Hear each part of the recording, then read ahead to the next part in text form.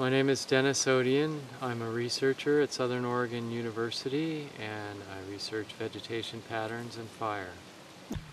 One thing that is really important to point out is how different a fire is from a clear cut, because there's a lot of misunderstanding about that, and ecologists recognize any process that it causes a lot of mortality to the dominant organisms in an ecosystem as a disturbance.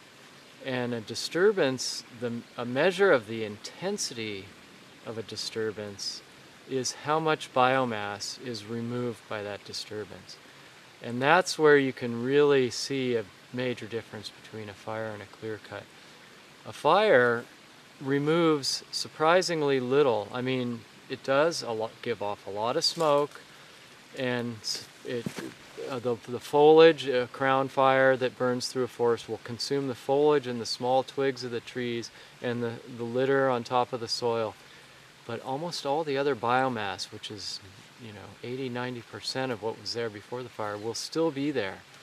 And that, again, provides this legacy to what was there before the fire and is so important to the successional processes and the biodiversity that comes in after the fire. In contrast, a clear cut removes so much biomass. Potentially, you remove all the tree biomass, and because of the process of doing a clear cut often results in creation of slash that's then burned off, you end up removing almost all the biomass in the soil if that's the way that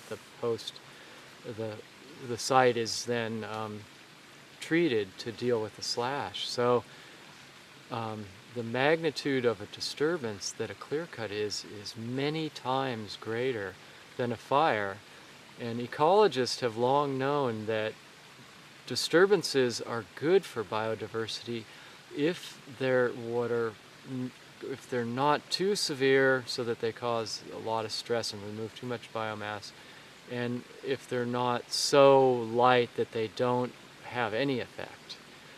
And so fire is right in that kind of intermediate ground, and that's why it's so good for biodiversity, because so much of the biomass survives, and the ecosystem is really responsive afterwards. You get tremendous ecosystem response.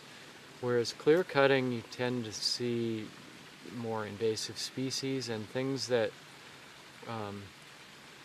there's just not the possibility of things coming to life from the site itself. They have to be brought in, trees have to be planted, and so forth. And so there's a complete difference. The burned forest with those standing trees is a really rich area for biodiversity, whereas the clear cut with just the stumps and then later the even-aged plantings of conifers with nursery genomes, that's just so much more simplified that it's not going to be a high biodiversity environment, or a lot of species just won't really be able to make it in that environment. Yeah, removing the forest overstory allows obviously a lot more solar radiation to come into the forest and hit the ground and cause the microclimate of the area under the tree canopy, the remaining tree canopy, to become much warmer. That then dries out the litter, the plants, and everything, and creates an environment that's much more conducive to fire, the microclimate, because the moisture of the plants themselves is one of the key drivers of the behavior of fire. If the moisture level in the plants goes down below a certain level, they can become much more available to combustion, because the plant material itself has to be converted. In order to burn, the process that occurs is the solid plant material gets converted into a gas, and then that's really what a flame is this gas combustion reaction. With the high moisture content, that is really limited because moisture absorbs heat. So when a fire comes along, a plant with high moisture will absorb a lot of that heat before it can start to break down and then be available to burn. So any process like removing a lot of forest canopy trees that allows a lot more solar radiation to come in and dry out the forest will make the behavior of fires that come along more extreme and changes everything about the whole forested ecosystem. Okay.